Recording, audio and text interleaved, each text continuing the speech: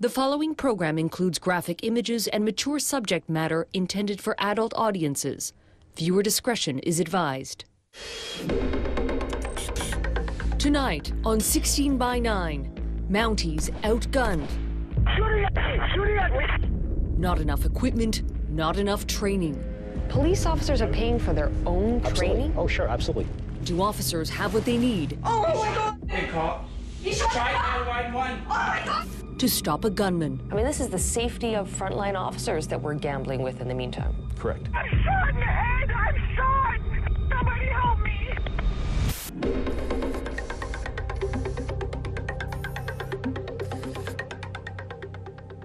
When Justin Bourque opened fire in a residential part of Moncton on June 4th of last year, he was set on one thing: killing cops.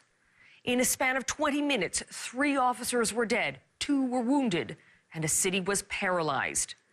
But since that awful day, troubling concerns have been raised about the RCMP. There have been rumblings, rumors, and even an official report, all raising questions about whether the RCMP was prepared to confront a heavily armed gunman, or if those officers even stood a chance. 7 p.m. on a warm summer's night, and a murderous rampage is about to begin. It was a beautiful June evening. June the 4th was gorgeous. The sun was out and it was really nice.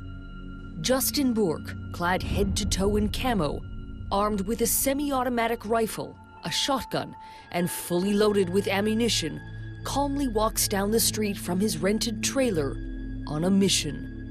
The neighbor, I heard him holler. He said, "Did you see that guy walking up the street?"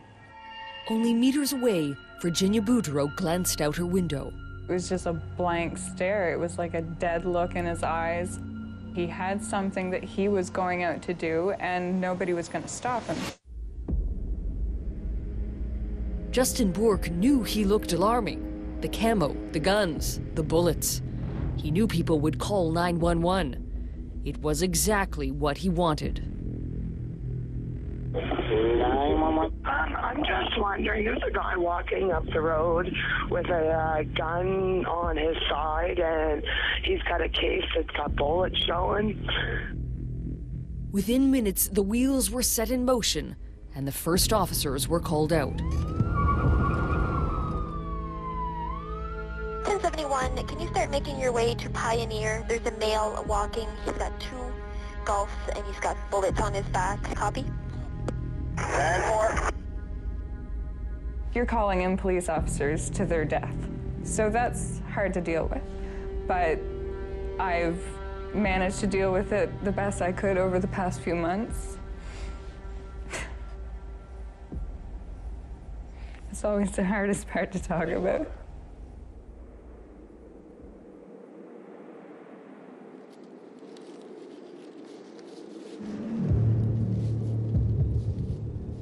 Without firing a shot, Bourque disappeared into the woods behind the trailer park. He crossed a cul-de-sac and moved into another treed area behind 2 homes. I got visual on him, I think. 10-4, he's in behind houses. Among the officers who first arrived on scene, Constable Fabrice Gévaudan. Constable Gévaudan remained at the back of the house while his partner ran around the front. He was within the sights of Justin Bourque, who lay on the ground and took aim. Security camera footage from beside the house captures the other officers responding. Shots fired. Shooting at me! Shooting at me! Bourque's first bullets missed, and Constable Gévaudan kept running. But Bourque repositioned and fired again. Constable Gévaudan placed his hand over his head and collapsed. Fabrice, are you okay? Copy, Fabrice. We heard the shots, and then that's when kind of the whole world fell apart for us. Other neighbors heard the noise too, but assumed it was only firecrackers. And so Joan McAlpine-Stiles wasn't prepared for what she saw when she looked out her window. He was behind, he came across the back. You knew when you looked at him that something terrible was going to happen. And something terrible was about to happen again as Bourke crossed onto Mailhot Avenue. Dog team member Constable Dave Ross was just arriving at the first scene when he was rerouted. Turn around, Ross, turn around, he's back us. He turned around and was right behind Bourke. Constable Ross started accelerating. 901, Echo 48, got a visual. We'll be on takedown in a second. 10-4. But Bourke turned around. Constable Ross drew his pistol and fired 2 shots through the windshield of his SUV. Bourke was untouched and fired back with his high-powered rifle. He disabled Constable Ross's vehicle and struck him in the head. More shots. One, send an ambulance. 10-4, ambulance has been called. Officer down.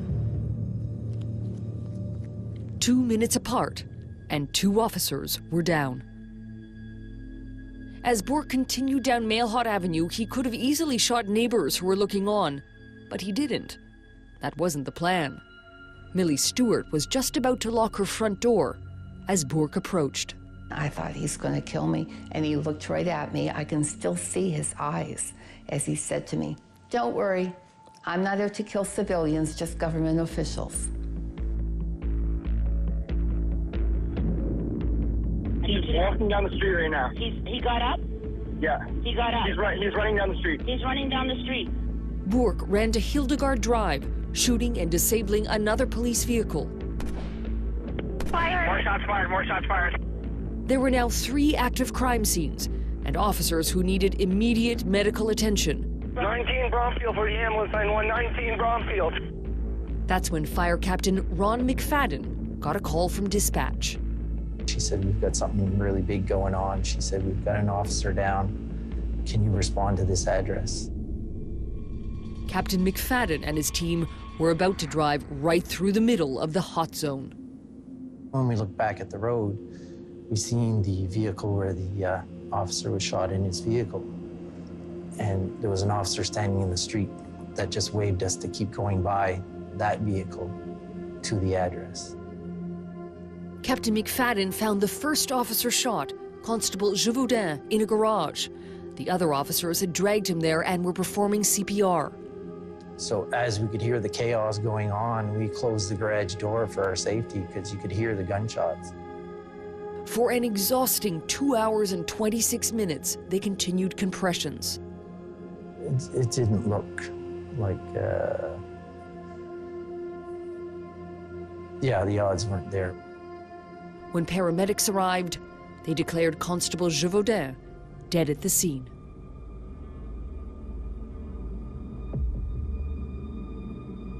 The most horrific radio transmission of the night came next, from Constable Darlene Gauguin, who was working in a neighboring district.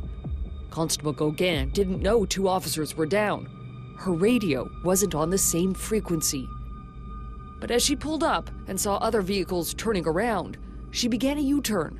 Bourke was just up ahead and started firing. I'm shot!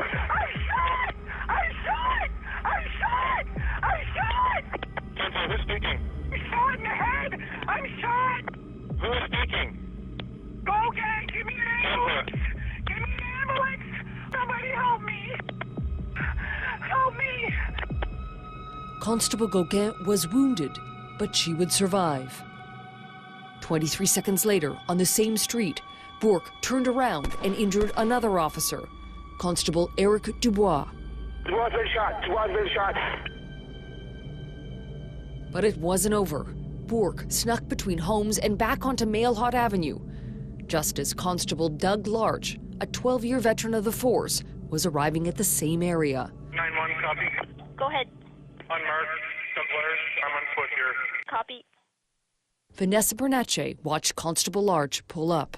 He pulled out his pistol from what I could see, and he was like facing in front of him. So we're like, okay, like that means they must be really close to our house.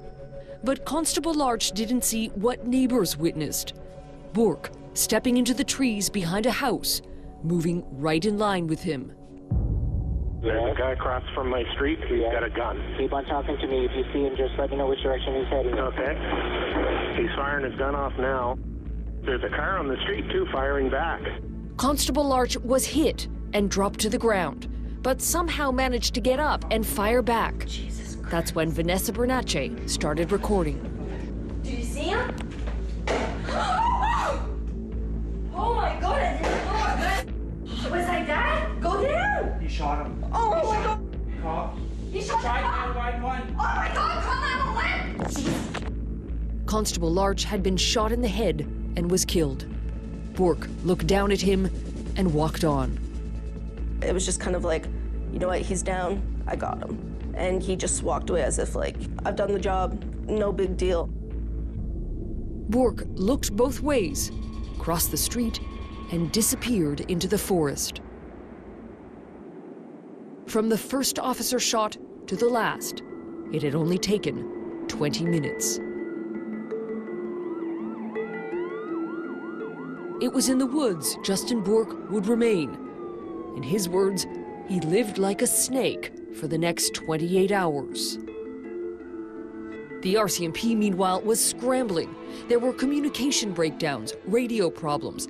At times, it was unclear who was in charge. It was beyond anything these officers had ever encountered, a dangerous, complex, rapidly changing situation. One of the most urgent questions was, who is this gunman? At this point, they didn't even have a name. That is until one of Bourke's neighbors, Adam McFarlane, arrived home. Once I seen the picture, I didn't recognize it to be Justin. And that's when the neighbor seen the picture and he said, that's Justin. That's Justin from 13. He immediately ran to Justin's house, and when he walked in, the door was open, the gun cabinet was open, the key for the front door was on the table with his wallet. Adam called 911.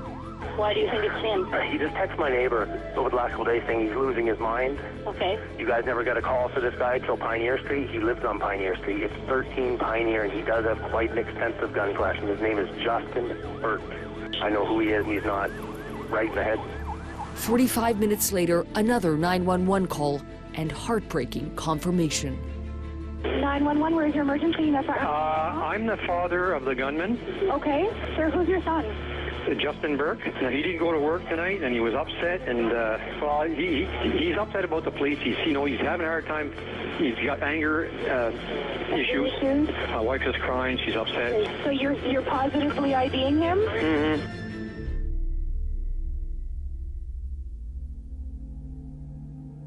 With Bourke's whereabouts unknown, chaos ensued. Some officers, who now realized they were the target, tore off their uniforms in self-defense. Emotions were running high. We are urging the people who live in that area to stay inside and lock their doors. Nous voulons assurer la sécurité du public. Nous allons le faire.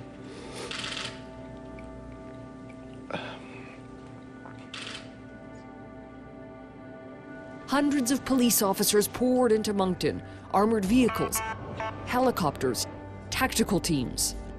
This is a very, very dangerous situation as we speak. We have not apprehended the individual. He is very mobile and still considered very dangerous, armed and dangerous.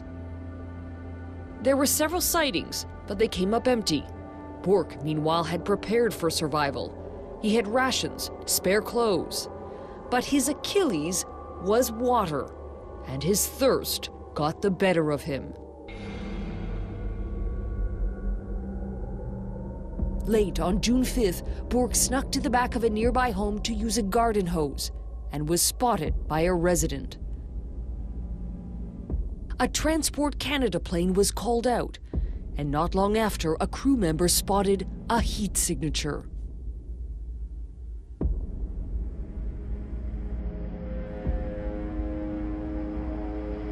Emergency response teams moved in using night vision goggles, calling Bourke out. Justin Bourke didn't put up a fight. It was just after midnight, now June 6th. 3 officers were dead, 2 were injured. It was over. Next, the man behind the killing spree. I know this is going to sound really messed up, but I actually felt pretty accomplished.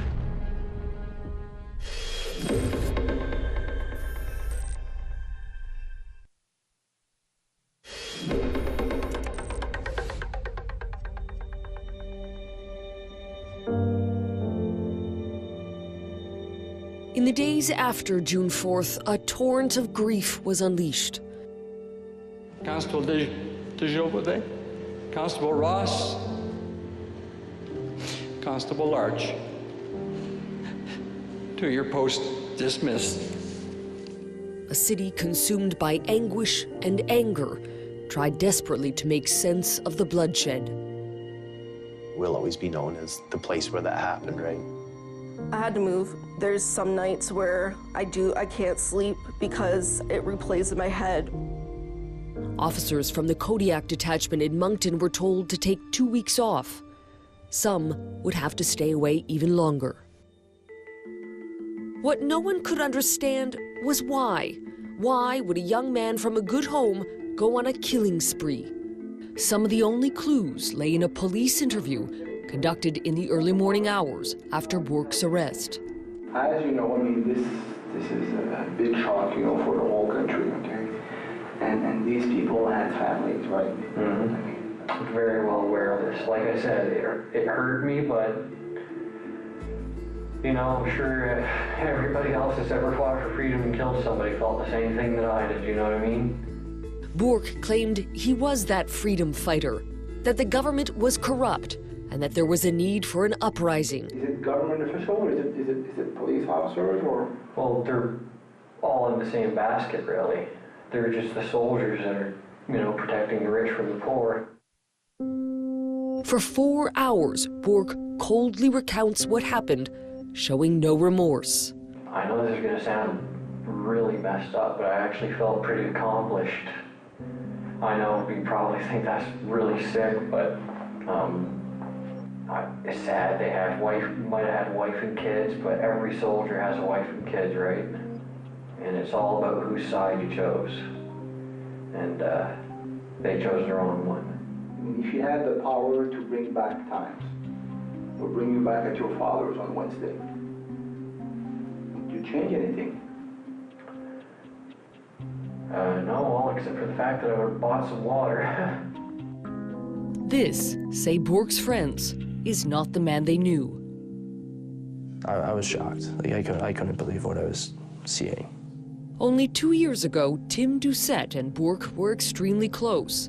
He would do anything for you. I got stuck in the middle of nowhere one day, called him up at 2 o'clock in the morning. He showed up, picked me up. He was that sort of friend. He was that guy. By all accounts, Bourque came from a loving home, a devout Catholic family where he was homeschooled along with his 6 siblings, seen here in this Facebook photo. Bourque didn't have a criminal record and bounced between a series of menial jobs. In his teens, Bourque applied to the military, but was turned away because he hadn't yet finished high school. It was around the time of that second application. At 18 years old, Bourque got his first gun. But Bourque's parents didn't approve of his growing gun collection, and so he moved out. From his new home in this rented trailer, Bourque was free to explore his gun obsession. Inside, a 20-gauge shotgun, a study package for an assault rifle, a box of shells. In that trailer, Bourque would spend hours playing video games, listening to heavy metal, and smoking pot. His lawyer would later suggest the perfect storm was brewing. An immature young man, homeschooled, marijuana dependent, and a paranoid gun aficionado. Tim Doucette didn't notice anything odd until a few months before the shooting. He seemed like a different kind of person. He was just talking about the civil wars over in the Middle East and possible World War III, like just kind of, like something seemed off with him. Bourque's father saw the change around that time as well. He said his son thought someone should go on a rampage. He was emotionally unstable, he said, and would rant against authority. Those rants would continue on Facebook, where he would denounce the police and government and promote guns. On Wednesday, June 4th, the day of Bourque's final entry, he had just gotten off an overnight shift at a local warehouse, was sleep deprived, and without money for marijuana was possibly going through withdrawal. It was 4:37 p.m. at Bourque's parents' house, 3 hours before the first bullet was fired, when Bourque posted these Megadeth lyrics. Don't try for us. Justin Bourque knew what he was about to do.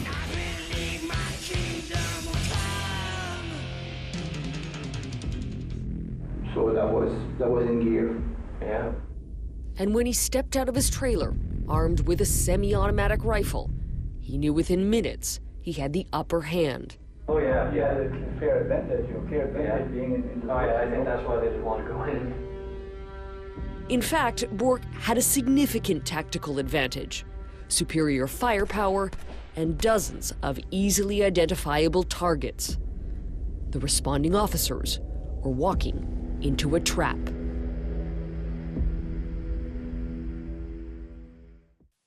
Next, anger in the ranks. You don't bring a knife to a gunfight, and here we are bringing a hand pistol to a rifle fight. RCMP officers speak out.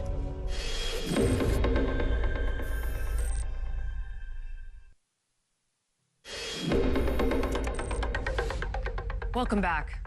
With Justin Bourque now in prison, questions started surfacing about that perilous night in June. Were the officers adequately prepared? Did they have the right equipment and the right training? Tonight, you will hear from active members of the RCMP, Mounties from New Brunswick to British Columbia. However, because the RCMP's code of conduct forbids officers from criticizing the force publicly, we have protected their identity. You will hear their candid thoughts, as read by actors.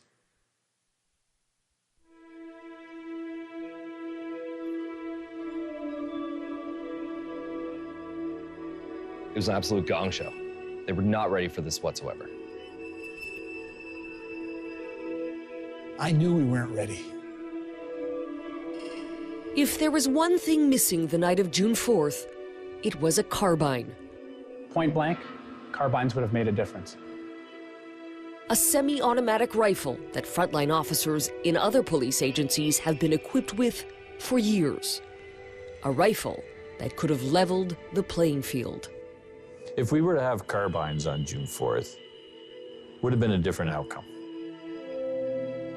Not that none of our members would have got shot, but less of our members would have got shot, I believe.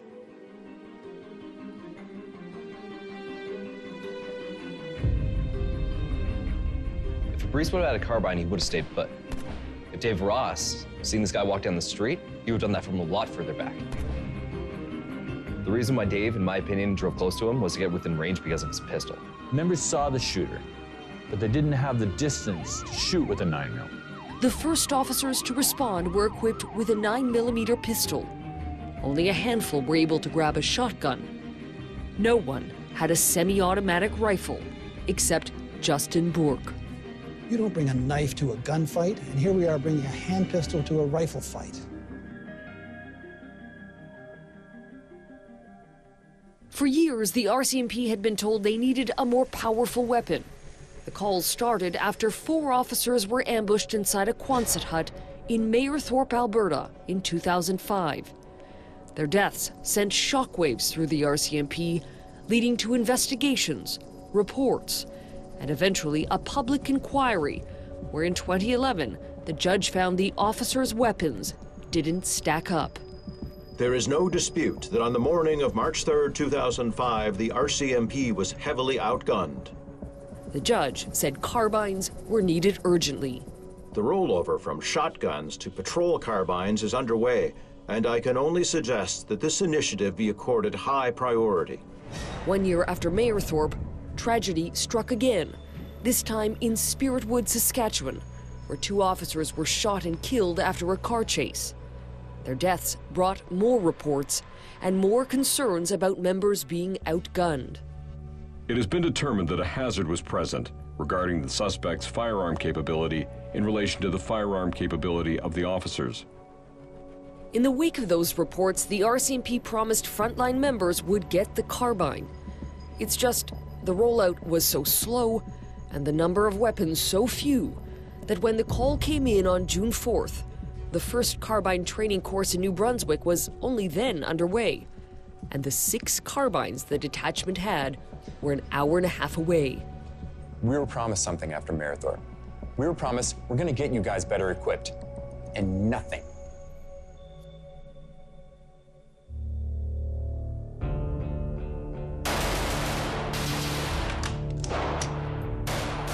The carbine has become an essential firearm for over 100 police agencies in Canada because of its force and accuracy at long range. Here's how it stacks up. In RCMP training, the shotgun is used for targets up to 20 meters away. The 9mm pistol is used up to 25 meters. But the carbine is used for distances 4 times that amount, at 100 meters. Who should have access to this gun? Every police officer. Near Mammon, with the Canadian Tactical Officers Association, trains police and military personnel in the use of the carbine. What's the advantage of this weapon? We have long-range capability, accuracy at long range, and a much higher degree of round capacity, so the officer can remain in the fight for a much longer period of time with reliable firepower. Mammon says some police agencies are playing catch-up. We have criminals out there that are systematically engaging police officers with superior firepower. Some people are going to look at this weapon and think it looks scary. It's very militarized. People who are looking at it from that perspective, you know, it'd be the same metaphor as saying that firefighters should be equipped with a handheld water gun to go and fight a fire. So why did the carbine rollout take so long? We asked the man who finally launched the carbine program, former Senior Deputy Commissioner Rod Connect. You approved the rollout? I approved the rollout. I said, we'll immediately roll this out. But the RCMP didn't hit go on the carbine program until 2011. This was 6 years after Mayor Thorpe happened, after reports that had come out saying that frontline members needed stronger firepower. The delay in the approval would have been from 2005 to 2011 was they were probably doing some testing, and I wouldn't have been aware of that testing. 6 years of testing? It's a long time. Isn't it? It is, absolutely. Isn't it too long? Yes, it is. I mean, this is the safety of frontline officers that we're gambling with in the meantime. Correct. But testing may not have been the only reason for years of delay. After all, the RCMP already had several models of carbines approved for use. Its emergency response teams had been using them for years. According to an email between senior RCMP officers, there was more at play. The email was sent while the RCMP was still reeling from the taser scandal at Vancouver's airport. The incident where Polish immigrant Robert Jakanski was tasered by an RCMP officer using a CEW, or conducted energy weapon, and died. The Mounties were widely condemned for excessive use of force. That email suggests that after the taser incident, deploying the carbine dropped to the bottom of the list. When I arrived in May, I told folks that all our attention was to turn to CEW, use of force, and our highest national priorities. No other initiatives would proceed until we had those matters under control. The patrol carbine was one of those lower priorities. I don't know exactly what the folks were thinking at the time. You know, I was in a different place in 2009. But I can tell you that I'm sure, obviously, the taser was taking up a lot of attention at that time. It shoved the carbine issue to the side. It would appear so in that email that it was certainly a lesser priority than the taser. There was the taser scandal, and then there was a controversial study that threw the next roadblock in the carbine's path. A report on the merits of the weapon, authored by Carleton University criminologist Daryl Davies. What were your findings? My report recommended every police officer in the RCMP should be equipped with a patrol carbine. End of story. Why did they need your report at all? I don't think they did. The more I got into it, the more I realized that the evidence was out there. They had been getting this information from their own members for years. How was it received? I never, ever heard from them again. It was early 2010, and Davies' draft report had landed on the desk of then Assistant Commissioner Bob Paulson, the man who today leads the force. Paulson wrote back to Davies months later, slamming his report, saying it lacked detailed analysis and didn't help them make an informed decision regarding the patrol carbine project. A faulty report and another setback for the carbine project. But not everyone saw it that way. Certainly not former Senior Deputy Commissioner Rod Knecht, who later that year took over the Carbine project and was handed that disappointing study. I read that report and I thought it had some value to it. You thanked Darrell Davies for his report. Yeah, I did. And I'm told you slipped him a medal as a sign of appreciation. I gave him what we call a challenge coin. They gave me a medal. For the report that Paulson disapproved of? Absolutely. The next Senior Deputy Commissioner gave you a medal? Yeah, his boss gave me a medal. That doesn't make sense. Nothing at the RCMP does, I'm afraid. When Knecht finally announced the Carbine program would go ahead on the stand at the Mayerthorpe Public Inquiry in 2011, he says the plan was to get the guns to the front line in a little over a year. I was looking at probably 12 to 18 months, yeah. That didn't happen. Do you have any idea why? No, I don't. I don't have the answer to that. And I retired from the RCMP and shortly after February of 2011. The first major shipment of guns didn't happen until a year after Knecht had planned, and roughly 500 at that, for up to 12,000 officers. And so while they were left waiting, some officers went to extremes. I knew guys when I started that would carry a military rifle in their trunk. I work with guys now that have done that. I've done it too. Today, after 3 more lives were lost in Moncton, carbine training is being expedited, and just over 2,200 have been delivered. And yet, there are still entire RCMP detachments without a single officer who has access to the gun. We're falling so far behind other police forces.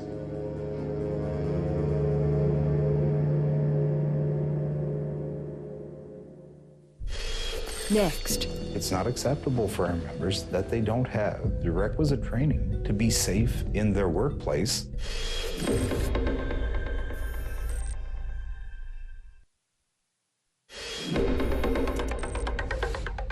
Welcome back. In a bid to fully understand what happened in Moncton on June 4th, the RCMP commissioned an independent review. The report, released back in January, made 64 recommendations. Among them, a call to put carbines in the hands of frontline officers immediately. But the report also underscored another issue that officers have been concerned about for quite some time: training.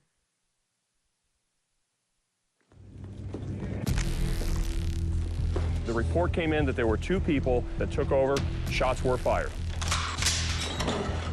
Nothing clear. Come out! Let me see your head! Move. Dispatch, you got a man down, officer down. Since the Columbine High School massacre of 1999, the way police respond to active shooters has changed. Watch that window to your left. It's blocked, all right? Frontline officers no longer wait for the SWAT team or emergency response team to arrive. It's their job to go in after the threat and stop it. Drop the weapon! Lay it out! Get out! Keith Hansen runs a US-based private training company that prepares officers for this sort of scenario. What can we do better? Who was actually in control? Who was the team leader on this? The concept behind this type of training is called immediate action rapid deployment. Exactly what the name implies. Rapidly deploying officers to a critical situation and those officers taking immediate action. There's no right way or wrong way to do this. It's options. What works, what hasn't worked, what is most likely going to work in the future. The training was initially conceived to simulate school shootings only, but progressive police forces have integrated outside scenarios as well. A training scenario officers in Moncton were lacking. Begin drill! Begin drill! Found enough. Follow me. Got shot! Got a guy down! Guy down! You got me covered? Shot fired! Where is he, Doc? Where is he? The blue car! Step out from beside the vehicle! Or who called for medics? Nobody called medics. Okay, so your partner's now bleeding out from a head wound in the cruiser. Nobody called medics. But this is why we do the scenarios. So that way there we can make the mistakes here, not in the real world. And this is why we drill. Across Canada, police agencies teach their own version of immediate action rapid deployment. For many officers, this is the only active shooter training they will receive after police college. which is why some police forces, like Ontario's provincial police, have made it mandatory. In the RCMP, it's not.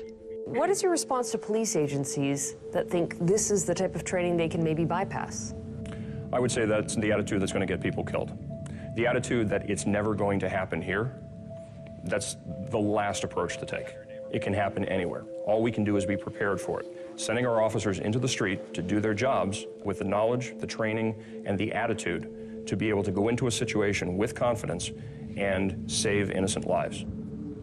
Only 59% of officers at the Kodiak Detachment in Moncton have received this type of training. But in other parts of the country, the numbers are far worse. Nationally, only 30% of all sworn officers have ever received it. Staff Sergeant Abe Townsend is a staff representative for frontline members. It's not acceptable for our members that they don't have the requisite training to be safe in their workplace. It's not acceptable that our members don't have the requisite training to be as safe as they can to ensure public safety.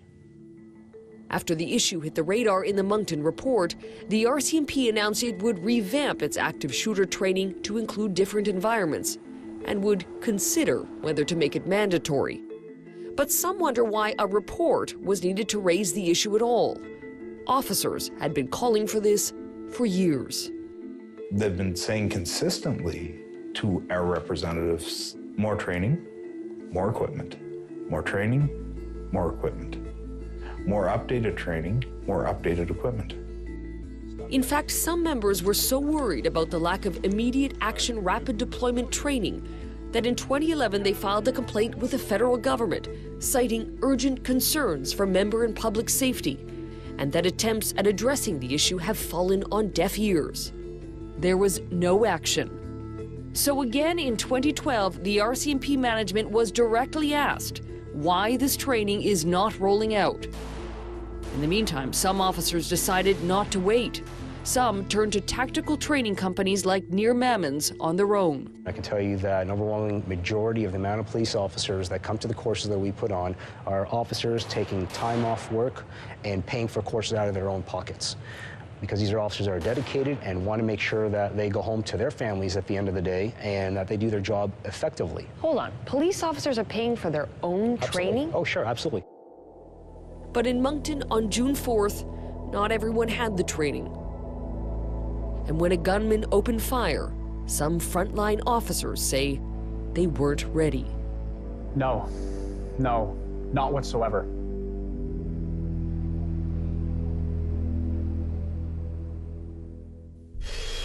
Next, seeking answers from the top. My name is Carolyn Jarvis. I had a scheduled interview. Okay, the commanding officer here is in Ottawa.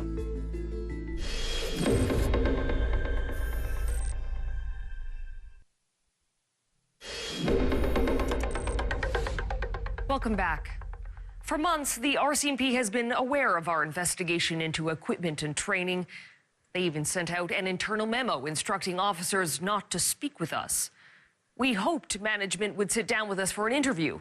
After all, the commissioner told frontline officers after the Moncton shooting that there are some important questions to be asked. So we went looking for answers and for accountability.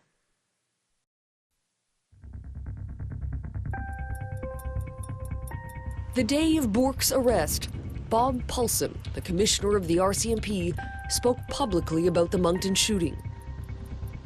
Asked whether the RCMP is prepared for a shooting and why this has happened again 10 years after the Mayerthorpe murders, he said this. In terms of the recommendations that came out of our study of Mayerthorpe, we've implemented them all. We have hard body armor. We have all the weapons that we need. You know, we've revised all our policies. You know, I don't see it as Mayerthorpe. But on June 4th, officers didn't have all the weapons they needed. The detachment only had 6 carbines, and all were an hour and a half away being used in training. Much like police killings in years past, Mayerthorpe, Spiritwood, there was another report after Moncton. It's been a difficult 7 months for all of us as we continually try and move forward.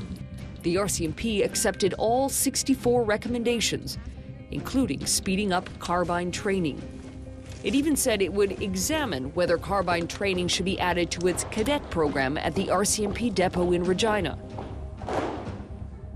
A laudable consideration that a 16x9 uncovered the RCMP had already promised would happen before. Back in 2011, at the public inquiry into the Mayerthorpe killings, the father of one of the murdered Mounties asked if carbine training would happen at depot. Senior Deputy Connect's answer: absolutely. To date, roughly 2,200 carbines have been delivered across the country for up to 12,000 officers. Some detachments still don't have any, nor have its officers received active shooter training. In Moncton, officers say there are more carbines available than before the shooting. What they're looking for now is an explanation. Why did it take 3 officers dying for somebody to say this is a priority now? You must know that that doesn't sit well with the current membership. Doesn't sit well with Canadians. Shouldn't sit well with Canadians. Doesn't sit well with the membership. Does the management bear responsibility? Well, I think that ultimately management always bears responsibility. I think that's what you look at when you do a review, when you look at what could have been done differently. But finding anyone who would accept responsibility was impossible. The commissioner of the RCMP turned down our repeated requests for an interview. We were told the commanding officer in New Brunswick would speak with us instead. Just days before our interview, it was canceled. We went to Fredericton anyway. My name's Carolyn Jarvis. I had a scheduled interview. Okay, the commanding officer is in Ottawa. Is there someone else we could speak with, given his absence? That's the media number. Not available. Record your message at the tone. Carolyn Jarvis from Global 16x9, hoping you can provide some clarity as to why that interview is not going forward, so we can explain to the public, to our viewers, and to frontline members why we're not getting answers on the issues that have been brought to light here. And so we wait.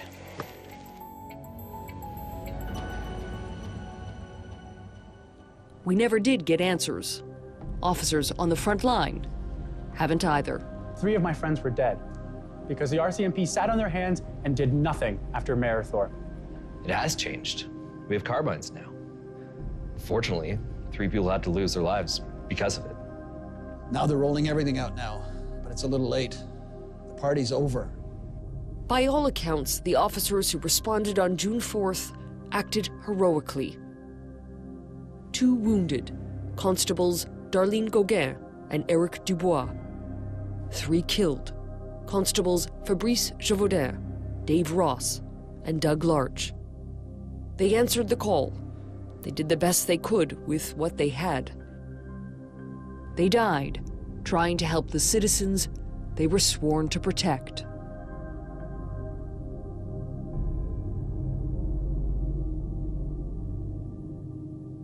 Two more reports about the Moncton shooting are underway. As for Justin Bourque, he will most likely die in prison, serving the harshest sentence since the death penalty was abolished. 3 consecutive life terms with no chance of parole for 75 years. We'll be right back.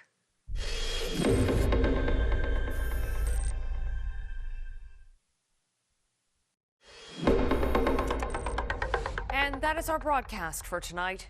A reminder, you can always connect with us on Facebook and Twitter or at global16by9.com. Until next week, I'm Carolyn Jarvis. From all of us here at 16by9, thanks for watching.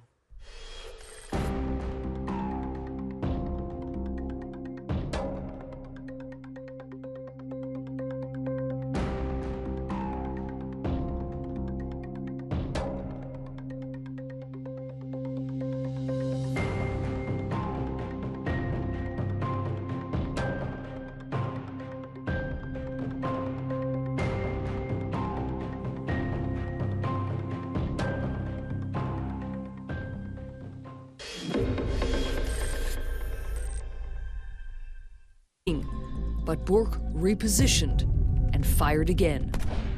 Constable Gévaudan placed his hand over his head and collapsed. Fabrice, are you okay? Copy, Fabrice. We heard the shots, and then that's when kind of the whole world fell apart for us. Other neighbors heard the noise too, but assumed it was only firecrackers. And so Joan McAlpine-Stiles wasn't prepared for what she saw when she looked out her window. He was behind, you came across the back. You knew when you looked at him that something terrible was going to happen. And something terrible was about to happen again as Bourke crossed onto Mailhot Avenue. Dog team member Constable Dave Ross was just arriving at the first scene when he was rerouted. Turn around, Ross, turn around, he's that guy. He turned around and was right behind Bourke. Constable Ross started accelerating.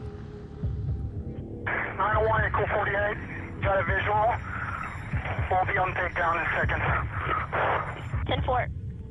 But Bourke turned around. Constable Ross drew his pistol and fired 2 shots through the windshield of his SUV. Bourke was untouched and fired back with his high-powered rifle. He disabled Constable Ross's vehicle and struck him in the head. More shots. One, send an ambulance. 10-4, ambulance has been called. Officer down. 2 minutes apart, and 2 officers were down.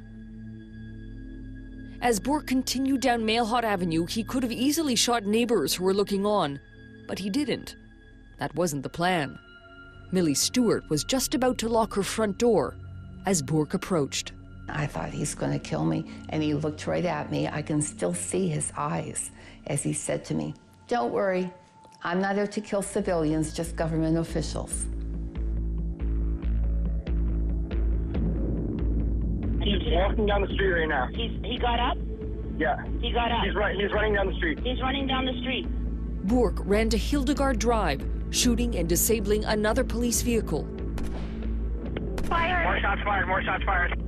There were now 3 active crime scenes and officers who needed immediate medical attention. 19 Bromfield for the ambulance line, 119 Bromfield. That's when Fire Captain Ron McFadden got a call from dispatch. She said, "We've got something really big going on." She said, "We've got an officer down. Can you respond to this address?" Captain McFadden and his team were about to drive Male walking, he's got 2 gulfs and he's got bullets on his back. Copy? 10-4. You're calling in police officers to their death. So that's hard to deal with. But I've managed to deal with it the best I could over the past few months. It's always the hardest part to talk about.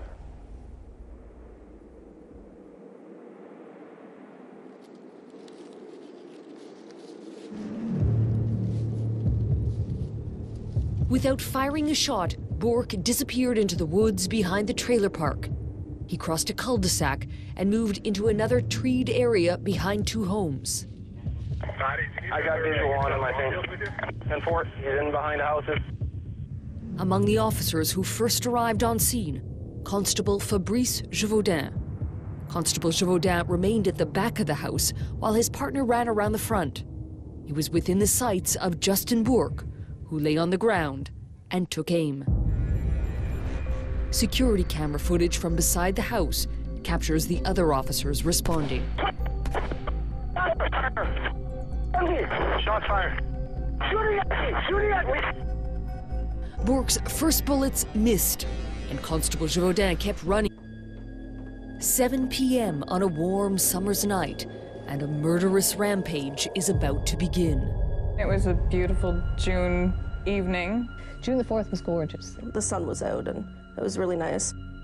Justin Bourke, clad head to toe in camo, armed with a semi-automatic rifle, a shotgun, and fully loaded with ammunition, calmly walks down the street from his rented trailer on a mission. The neighbor, I heard him holler. He said, "Did you see that guy walking up the street?" Only meters away, Virginia Boudreau glanced out her window. It was just a blank stare. It was like a dead look in his eyes. He had something that he was going out to do, and nobody was going to stop him. Justin Bourke knew he looked alarming. The camo, the guns, the bullets. He knew people would call 911. It was exactly what he wanted. I'm just wondering, there's a guy walking up the road with a gun on his side, and he's got a case that's got bullets showing. Within minutes, the wheels were set in motion and the first officers were called out. 1071, can you start making your way to Pioneer? The following program includes graphic images and mature subject matter intended for adult audiences. Viewer discretion is advised. Tonight on 16 by 9, Mounties outgunned. Shooting at me! Not enough equipment, not enough training. Police officers are paying for their own training? Oh, sure, absolutely. Do officers have what they need? Oh my God! Hey, cop. Try 911. Oh my God! To stop a gunman. I mean, this is the safety of frontline officers that we're gambling with in the meantime. Correct. I'm shot in the head! I'm shot! Somebody help me!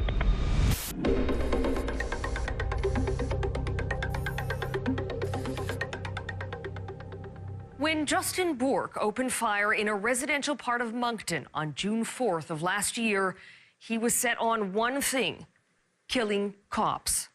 In a span of 20 minutes, 3 officers were dead, 2 were wounded, and a city was paralyzed. But since that awful day, troubling concerns have been raised about the RCMP. There have been rumblings, rumors, and even an official report, all raising questions about whether the RCMP was prepared to confront a heavily armed gunman, or if those officers even stood a chance.